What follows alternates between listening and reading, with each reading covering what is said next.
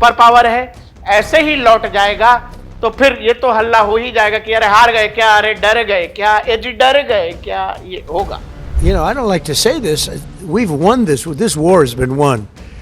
लेकिन वो जीत नहीं रहे क्योंकि रिजल्ट कुछ और आ रहा है। आपके F-35, F-15 ईगल, आपके ड्रोन्स, ब्लैक हॉक्स गिर रहे हैं। वो डोनाल्ड ट्रंप जो कहते रहे कि मैंने भारत पाकिस्तान के युद्ध को जो है निगोशिएट किया और हमने सीज फायर करा दिया, अब वो डोनाल्ड ट्रंप जब ईरान में उलझे हुए हैं वो ये कह रहे हैं कि हमारा सीज फायर पाकिस्तान ने करा दिया।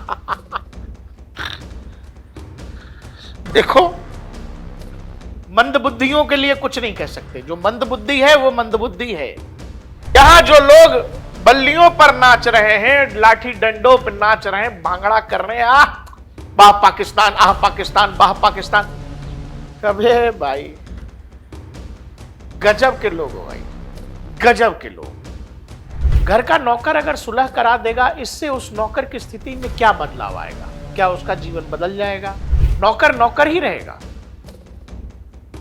यानी अगर भिखारी पाकिस्तान इस पूरे खेल में कहीं से है भी, भिखारी ही रहेगा। दर्शकों, अच्छी खबर यह है कि महायुद्ध रुक गया है 2 सप्ताह के लिए। भूरे काका कह रहे थे कि सिविलाइजेशन खत्म कर दूंगा, ये कर दूंगा, वो कर दूंगा, वो सब रुक गया है। लेकिन इसमें एक ट्विस्ट है। ट्विस्ट ये है कि दुनिया में और भारत में भी पाकिस्तान प्रेमी गैंग बल्लियों के बल उछल रहा है, नाच रहे हैं, गा रहे हैं, घी के दिए जला रहे हैं। दिए तो नहीं जलाएंगे, उनका दिवाली से कोई वास्ता नहीं। दर्शकों, इसी पूरी कहानी को हम समझने की कोशिश करेंगे कि वो डोनाल्ड ट्रंप जो कुछ घंटों पहले तक एक पूरी सभ्यता, एक पूरी मानव इतिहास का खात्मा करने जा रहे थे, वो डोनाल्ड ट्रंप अचानक से सीज फायर पर आ गए। आखिर ऐसा क्या हुआ कि ईरान इजराइल युद्ध में डोनाल्ड ट्रंप को यह घोषणा करनी पड़ी? उस घोषणा के बाद जिसमें उन्होंने कहा कि हम सिविलाइजेशन खत्म कर देंगे, उसके बाद वो कह रहे हैं कि 2 हफ्ते का सीज फायर। गाइस, 2 हफ्ते का सीज फायर। इस पूरी कहानी को हम समझने की कोशिश करेंगे। उससे पहले आप ये समझिए कि कौन कैसा दिख रहा है। हम जहां पर हैं वहां से डोनाल्ड ट्रंप अमेरिका को देखिए और फिर ईरान को देखिए, उसमें पूरे नैरेटिव के खेल को देखिए। फिर आपको यह समझ में आ जाएगा कि पिछले कुछ समय से डोनाल्ड ट्रंप एंड टीम को यह समझ में आ रहा था। मैंने आपको ये वीडियो भी किया था, उसमें हम लोगों को लोग कुछ कह रहे थे कि यार आप कैसे वीडियोस करते हैं, आप कैसे ये बता रहे हैं। मैंने आपसे कहा था कि डोनाल्ड ट्रंप को अब शायद ये समझ में आने लगा है कि वो ईरान वॉर में उलझ गए, वो ईरान में फंस गए हैं। वो ईरान आ तो गए हैं, लेकिन वापस कैसे जाएंगे उनको रास्ता नहीं मिल रहा है। वो एक फेस सेविंग सिचुएशन क्रिएट करने को देख रहे हैं, एक ऐसी व्यवस्था बना के को देख रहे हैं जिसमें वो सामने से कहते रहे मैं जीत गया, मैं जीत गया, मैं जीत गया, लेकिन वो जीत नहीं रहे क्योंकि रिजल्ट कुछ और आ रहा है। आपके F-35, F-15 ईगल, आपके ड्रोन्स, ब्लैक हॉक्स गिर रहे हैं। दुनिया को अमेरिका के आधुनिक हथियार गिरते दिख रहे हैं। अमेरिका के आधुनिक एयर डिफेंस सिस्टम्स पर ईरान हमले कर रहा है। ये सब दिख रहा था। दर्शकों, अमेरिका जीतेगा, अमेरिका नहीं जीतेगा, अमेरिका की जीत पर किसी को कोई संदेह नहीं था। लेकिन हर युद्ध का ना एक ऑब्जेक्टिव होता है, हर मिलिट्री का एक ऑब्जेक्टिव होता है, हर मिलिट्री ऑपरेशन का एक ऑब्जेक्टिव होता है। शायद वो ऑब्जेक्टिव ही अमेरिका का क्लियर नहीं था। जो मैं आपसे कह रहा हूं कि वो आ तो गए, लेकिन वो जाएंगे कैसे उनको समझ नहीं आ रहा है। और तब तक आपके आधुनिक हथियार गिराने लग गया ईरान।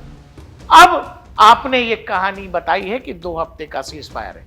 पहले ये समझिए जो अखबार लिख रहे हैं, पाकिस्तान के साथ 2 मुस्लिम देशों की कराई मध्यस्थता, चीन की भी एंट्री, ईरान के सामने यूएस का surrender, question mark. America Iran में 2 हफ्ते का सीज फायर, 40वें दिन जंग रुकी। ट्रंप बोले पाक पीएम और आर्मी चीफ की अपील के बाद फैसला। भारत पाकिस्तान लड़ेंगे, और अगर भारत के प्रधानमंत्री ये कहें, नामीबिया के कहने पर हम सीज फायर कह रहे हैं, नामीबिया के प्राइम मिनिस्टर काफी वो कर रहे थे कि रोक दीजिए युद्ध। ये कहानी कुछ वैसी है। खैर, हम उसका भी पोस्टमार्टम करेंगे, पूरी कहानी आपको समझाएंगे कि खेल क्या है। झुक गए ट्रंप। यूएस में भी सीज फायर पर सवाल, सेनेटर बोले ईरान के सामने राष्ट्रपति ने कर दिया सरेंडर। कैसा कोइंसिडेंस है, कैसा संयोग है। वो डोनाल्ड ट्रंप जो कहते रहे कि मैंने भारत पाकिस्तान के युद्ध को जो है निगोशिएट किया और हमने सीज फायर करा दिया, अब वो डोनाल्ड ट्रंप जब ईरान में उलझे हुए हैं वो ये कह रहे हैं कि हमारा सीज फायर पाकिस्तान ने करा दिया। देखो, मंदबुद्धियों के लिए कुछ नहीं कह सकते। जो मंदबुद्धि है वो मंदबुद्धि है। और आप जब कुछ देखना ही नहीं चाहते, आप अपनी गर्दन मोड़ लेंगे, अपनी आंख बंद कर लेंगे, तो आपको चीज दिखाई नहीं देगी, तो उसका कुछ कर नहीं सकते। लेकिन असल कहानी क्या है, हम उस तक भी आएंगे। पहले जो डोनाल्ड ट्रंप कह रहे हैं, वो डोनाल्ड ट्रंप जिन्होंने कहा कि हम सिविलाइजेशन खत्म कर देंगे, और उन्होंने समय दे दिया भारतीय समय अनुसार बुधवार 5 बजे का, सुबह 5 बजे। और उससे कुछ घंटों पहले जब काउंटडाउन बिगिन था, ईरान के अंदर जो पावर प्लांट्स हैं उसके आसपास वहां के लोग ह्यूमन चेन बना रहे थे। ईरान के जो ब्रिजेस हैं, पुल है, उन पर लोग ह्यूमन चेन बना रहे थे। तभी डोनाल्ड ट्रंप एक ट्वीट करते हैं। ट्वीट का उनका एक अपना सोशल मीडिया है, उस पर वो लिखते हैं, ट्रुथ सोशल पर लिखते हैं, based on conversation with prime minister Shehbaz Sharif and field marshal Asim Munir of Pakistan, and where in they requested that I hold off the destructive force being sent tonight to Iran and subject to the Islamic Republic of Iran agreeing to the complete, immediate and safe opening of Strait of Hormuz. I agree to suspend the bombing and attack on Iran for 2 weeks. Prime Minister Shehbaz Sharif, the great Field Marshal Asim Munir of Pakistan, इनसे मेरी बात हुई है। इन दोनों ने मुझसे request किया है कि मालिक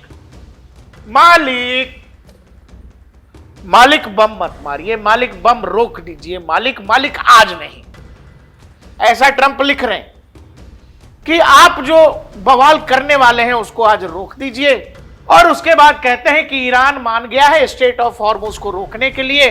हम इस पूरी कहानी को यानी युद्ध को 2 हफ्ते के लिए टाल रहे हैं, दोनों ही सेनाओं के बीच या तीनों सेनाओं के बीच, इजराइल को इंक्लूड करिए। अब एक तरह का सीज फायर रहेगा। वो आगे लिख रहे हैं, हमने 10 पॉइंट का प्रपोजल जो ईरान ने दिया है हमको वो मिला है, हम उसको आगे देख रहे हैं। फिर आगे लिख रहे हैं कि हम इस पर लगातार आगे बात करेंगे, but a 2 week period will allow the agreement to be finalised and consummated. कुल मिलाकर आपको क्या मैसेज मिला? मैसेज ये, the field marshal Asim Munir, Shehbaz Sharif, prime minister of Pakistan, इन्होंने जल्दी आनंद फानन में फोन किया और रिक्वेस्ट किया कि नहीं, बम मत मारिए। और शहबाज शरीफ और असीम मुनीर की बात कौन मान गया? डोनाल्ड ट्रंप मान गए। और उसके बाद उन्होंने कहा कि ठीक है, ईरान का जो शर्त है वो भेजो। ईरान की 10 शर्तें हैं, अब उस पर निगोशिएट होगा, अब बैठा जाएगा। ट्रंप ने कह दिया। जब ट्रंप ने कह दिया कि मेरी बात हो गई शहबाज शरीफ से, उसके बाद शहबाज शरीफ को सुनिए। Diplomatic efforts for a peaceful settlement of the ongoing war in the Middle East are progressing steadily, strongly and powerfully with the potential to lead to substantial result in near future. To allow diplomacy to run its course, I earnestly request president Trump to extend the deadline for 2 weeks. Pakistan in all sincerity मतलब ये कि मुझे पता लगा कि अरे बम मारने वाले हैं ट्रंप भाऊ। मैंने फोन किया, ट्रंप भाऊ क्या कर रहे हैं? ट्रंप भाऊ बम मत मारो, अब्बू जान बम मत मारो। हम आपको बता रहे हैं, हम बहुत मजबूती से डिप्लोमेसी के लिए काम कर रहे थे। हमने ट्रंप को बताया कि कम से कम 2 सप्ताह का, हमारे कहने से, हमारी बात नहीं मानेंगे बाबू, प्लीज दो, आप मेरी बात मान लो ना प्लीज। 2 हफ्ते के लिए आप इसको रोकिए। हम ईरान को मनाते हैं, स्ट्रेट ऑफ हॉर्मुज खोलेगा कैसे नहीं? स्ट्रेट ऑफ हॉर्मुज ईरान खोलेगा और आप 2 हफ्तों के लिए इस बॉम्बिंग को रोक दीजिए। और उसके बाद ये सब शेखी बघारते हुए we also urge all warring parties to observe the ceasefire everywhere for 2 weeks to allow diplomacy to achieve conclusive termination of war. हम चाहते हैं कि कूटनीति के जरिए इस युद्ध का एंड हो। और उसके बाद ये सब लोग, इसमें कौन कौन है, Donald Trump, JD Vance, secretary Rubio, ये सब इसमें ऐड है।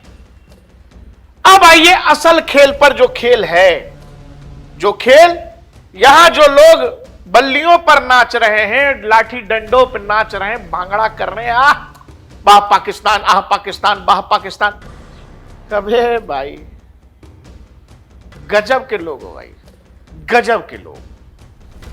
पूरा खेल क्या हुआ है समझिए। अब आते हैं उस चीज पर। मैंने आपसे कहा कि, और आपको यह दिख भी रहा होगा कि मिडिल ईस्ट के इस युद्ध में अमेरिका खुद को फंसा हुआ मान रहा था। वो आ तो गया, लेकिन लौटेगा कैसे उसको समझ नहीं आ रहा था। सुपर पावर है, ऐसे ही लौट जाएगा तो फिर ये तो हल्ला हो ही जाएगा कि अरे हार गए क्या, अरे डर गए क्या, जी डर गए क्या, ये होगा। इसीलिए आपको ये समझना पड़ेगा, इन चीजों से बचने के लिए वो वाला गाना नहीं है, क्या हुआ मम्मी डर गई का, ऐसा कोई गाना है, वही वाली बात डोनाल्ड ट्रंप के साथ हुई कि लोग क्या कहेंगे, ऐसे ही चले जाएंगे। तो ये बिल, ये पूरा सिस्टम जो है दिया गया शहबाज शरीफ पाकिस्तान को, एक बिकाऊ देश जिसका कोई धर्म ईमान नहीं है, जो बिके हुए हैं, जो डॉलर और सिक्कों की खनक पर जहां कहिएगा वहीं नाचना शुरू कर देंगे। होता यह है कि एक प्रॉपर मैसेज, एक तरफ आपने कह दिया है कि आप पूरी सिविलाइजेशन खत्म करने जा रहे हैं, और वो टाइम पूरा होने से ठीक पहले आपने एक मैसेज भेजा किसको, शहबाज शरीफ को। शहबाज शरीफ, और ये सब इतने बड़े वाले हैं, इतने बड़े वाले हैं। दर्शकों मान लीजिए मैंने किसी अपने फ्रेंड को मैसेज किया है, हेलो रोहित, तुम अपने दोस्त को ये वाला मैसेज भेज दो। अब मैंने वो टेक्स्ट दिया है जो भेजना है उसके दोस्त को। रोहित इतने बड़े वाला है कि रोहित ने जो मैंने इंस्ट्रक्शंस दिए हैं कि तुम इस मैसेज को ऐसे लिखो या इस तरह से ड्राफ्ट करो, वो पूरा कॉपी करके ही भेज देता है। यानी सामने वाली पार्टी के पास गया तो सामने वाली पार्टी तो अरे यार ये तो अपना मैसेज तक नहीं टाइप कर सकता है, ये अपनी जानकारी भी दूसरों से लिखवा रहा है। आप ये समझो कि इस पूरे खेल में पाकिस्तान की हैसियत, इसीलिए जो लोग नाच रहे हैं, जो लोग गा रहे हैं, वो ये समझें कि शहबाज शरीफ का जो ये ट्वीट मैंने आपको पहले पढ़ के सुनाया, डिप्लोमेटिक एफर्ट्स पीसफुल, भाई ये दावे के साथ पाकिस्तान में इतनी अंग्रेजी तो शहबाज शरीफ को नहीं आती, नहीं आती। दूसरा, ये वो मैसेज है जो व्हाइट हाउस से इनको दिया गया है, जो गलती से पाकिस्तानी पीएम वो भेजे गए पूरे मैसेज के ड्राफ्ट को ऐसे ही ट्विटर पर डाल देते हैं। जब इस चूरनदास को यह पता लगा कि पूरा का पूरा मैसेज चला गया है जिसमें ऊपर लिखा गया है draft Pakistan PM message on x, कि मतलब आपको यही वाला ड्राफ्ट डालना है, उस चूरनदास ने वो ड्राफ्ट सहित वैसे ही डाल दिया। जब लोगों ने इस बात की खिल्ली उड़ानी शुरू की तो ये वाले ट्वीट को फिर से एडिट करके ये वाला ट्वीट किया गया जिसमें बताया गया कि हां पाकिस्तान ही है, पाकिस्तान ही करता है, पाकिस्तान ने कर दिखाया है। अब लोग मौज ले रहे हैं। मौज क्या ले रहे हैं देखिए, पाकिस्तान से बड़ा जोकर देश कोई है नहीं। ईरान अमेरिका के बीच चीजें ऑलरेडी सॉर्ट हो रही थी। लिख रहा है Twitter handle, America wanted to end this war but didn't want to show the world that they were backing out in fear। ये कह रहा है कि अमेरिका चाह तो रहा था कि ये युद्ध रुके, लेकिन वो ऐसा नहीं चाह रहे थे कि लोग कहें कि अरे अमेरिका डर गया, अमेरिका घबराकर वापस जा रहा है। आगे वो लिख रहा है, so they asked Pakistan PM to post a tweet requesting Donald Trump. आप ये समझिए क्या कहा गया है, ईरान अमेरिका लड़ रहे हैं, आप सऊदी के कहने से नहीं रुके, आप दुनिया के किसी देश के कहने से नहीं रुके, आप पाकिस्तान के कहने से रुक रहे हैं कि मुझे असीम मुनीर शहबाज शरीफ ने कह दिया। ये कैसी बात है? ये ऐसी बात है कि मैं और मेरा दोस्त या मैं मेरे भाई से लड़ रहा हूं, हम दो भाई लड़ रहे हैं। जब दो भाई लड़ रहे हैं तो मेरे घर का जो नौकर है वो आके हम दोनों की सुलह करा रहा है। अब आप एक चीज ध्यान देना, घर का नौकर अगर सुलह करा देगा, इससे उस नौकर की स्थिति में क्या बदलाव आएगा? क्या उसका जीवन बदल जाएगा? क्या उसका प्रमोशन हो जाएगा? नहीं होना है, नौकर नौकर ही रहेगा। यानी अगर भिखारी पाकिस्तान इस पूरे खेल में कहीं से है भी, भिखारी ही रहेगा। लेकिन आप यह समझिए कि इस सब की जगह किसी दूसरे देश का नाम लिख देते डोनाल्ड ट्रंप, कि पुतिन ने कहा कि युद्ध रोक दो, मोदी ने कहा कि युद्ध रोक दो। वहां जब आप मोदी या पुतिन या किसी और देश का जब आप नाम लेते हैं, वहां उसका स्टेचर बढ़ता है। तो आपने क्या किया? आप पाकिस्तान का नाम ले लीजिए, आप नेपाल का नाम ले लीजिए, आप नामीबिया का ले लीजिए, वेस्ट इंडीज का ले लीजिए, आप कांगो का नाम ले लीजिए कि कांगो ने जो है बहुत बढ़िया सीज फायर करवा दिया है। क्या उससे कांगो की हालत पर कोई फर्क पड़ने जा रहा है? क्या दुनिया कांगो को अलग नजरिए से देखने लगेगी? और जब ये सब हमारे यहां लोग नाच रहे हैं, गा रहे हैं कि अरे मोदी जी क्या हुआ, विश्व गुरु आप नहीं कर सके, आप ये समझो ना कि अमेरिका कह रहा है कि पाकिस्तान ने कराया। ये वो पाकिस्तान है जिस पाकिस्तान में लादेन मिला, जिस लादेन ने 9/11 किया, उस लादेन को पाकिस्तान छुपा कर रखता है। और अब अमेरिकी थिंक टैंक ये कह रहा है कि ईरान और अमेरिका या इजराइल के बीच जो कुछ हो रहा है उसको पाकिस्तान ने निगोशिएट किया। पाकिस्तान के पास ऐसा कुछ भी नहीं है मेरे भाई, वो ताकत नहीं है, पैसा नहीं है, ना उनकी कोई सुनता है। जो एक चीज है वो केवल ये कि दे आर द मैसेंजर, ये घर के नौकर हैं जिनके कंधे पर डोनाल्ड ट्रंप ने बंदूक रख के चला दी कि सुन इधर इधर इधर, ये सुन ये वाला ट्वीट दे रहा हूं, इसको ऐसे लिख दे। जी मालिक, इसने क्या किया? व्हाट्सएप पर जो मैसेज भेजा डोनाल्ड ट्रंप ने, इसने टाइम, नाम, पता सहित सब ऊपर से नीचे तक कॉपी करके लिख दिया। फिर इसको वहां से गाली पड़ी होगी, अरे चूरन दास मेरा नाम क्यों लिख रहा है, कि सुन ऐसे लिखना, मेरा ये सब मत लिख, वो ऊपर वाली लाइन हटा दे, ड्राफ्ट पाकिस्तान पीएम मैसेज गलत चला गया है। इनको बेसिक समझ नहीं है, बेसिक इंग्लिश नहीं आती। आपको लग रहा है कि ये लोग सीज फायर करा रहे हैं, कहीं से कुछ नहीं करा रहे। डोनाल्ड ट्रंप ईरान से निकलना चाहते हैं, डोनाल्ड ट्रंप को निकलने का रास्ता नहीं मिल रहा है और अब उन्होंने पाकिस्तान का इस्तेमाल किया है। पाकिस्तान अमेरिका या चीन जैसे या दुनिया की कुछ ताकतों के लिए टिश्यू की तरह है। टिश्यू का इस्तेमाल आप कब करते हैं? आप खा रहे हैं तो टिश्यू का इस्तेमाल, कुछ देशों में टिश्यू का इस्तेमाल पोंछने के लिए भी होता है। तो अलग अलग तरीके से लोग इस्तेमाल करते हैं। पाकिस्तान वो टिश्यू है जो किसी भी तरीके से इस्तेमाल होता है और इस्तेमाल होने के बाद टिश्यू का क्या होता है? लोग फेंक देते हैं। उस बात से टिश्यू को क्या, टिश्यू का कौन सा इज्जत बढ़ रहा भाई? इसीलिए जो लोग इतना नाच रहे हैं, गा रहे हैं, गुनगुना रहे हैं, उनको यह समझना पड़ेगा कि इस पूरे खेल में डोनाल्ड ट्रंप गिरते नजर आ रहे थे, कमजोर पड़ते नजर आ रहे थे, अमेरिकी हथियार जिस तरह से गिर रहे थे। एक नैरेटिव बन रहा था कि ईरान ने कहीं ना कहीं अमेरिका को फंसा दिया है, वहां से निकलने का रास्ता ढूंढ रहे थे डोनाल्ड ट्रंप। तेहरान ने जो मैसेज दिया है, आप वो मैसेज देखो जो तेहरान की तरफ से कहा गया, आपको अपने आप समझ में आ जाएगा कि इस पूरे खेल में कौन खुद को जीतता हुआ दिखाने में सफल हुआ है। अमेरिका सुपर पावर है, लेकिन अमेरिका फिलहाल वहां से हटना चाहता है और इस चीज को लोग हारे हुए अमेरिका के तौर पर देखेंगे। दुनिया में हर कोई अपना अपना नजरिया रखेगा। दूसरी तरफ ईरान है जो लगभग 50 से 100 साल पीछे चला गया है, उसका न्यूक्लियर प्रोग्राम सालों पीछे चला गया है, उसका इंफ्रास्ट्रक्चर मेजरली तबाह हुआ है। बावजूद वो अपने लोगों को यह बता रहा, उसने तो जीत की घोषणा कर दी है। ईरान में सेलिब्रेशन हो रहा है, लोग नाच रहे हैं, गा रहे हैं, वो कह रहे हैं कि हम जीत गए। जो तेहरान की तरफ से मैसेज आया है, जो वहां के विदेश मंत्री ने कहा है, वो एक लाइन में आप पढ़िए, नीचे वाला अगर आप देखें, for a period of 2 weeks safe passage through the straight of Hormuz will be possible via coordination with Iranian arm forces and with due consideration of technical limitations. इस आखिरी लाइन में पूरी कहानी छिपी हुई है। स्ट्रेट ऑफ हॉर्मुज खुलेगा, वो तब खुलेगा और तब खुला हुआ मानिए जब आपके शिप्स जो हैं वहां जो ईरानियन एजेंसीज हैं उनसे कांटेक्ट करती है, उनसे कोऑर्डिनेट करती है और उनके ओके के बाद आपके शिप्स उस इलाके से जा सकते हैं। मतलब स्ट्रेट ऑफ हॉर्मुज पर ईरान अपनी दादागिरी अब भी बता रहा है कि वहां जो भी होगा हम कंट्रोल करेंगे। इसके अलावा जो 10 शर्तें अमेरिका ने मानी हैं जिस पर आने वाले 2 हफ्तों में निगोशिएशंस की बात हो रही है, आप उसमें सुनिए क्या क्या है।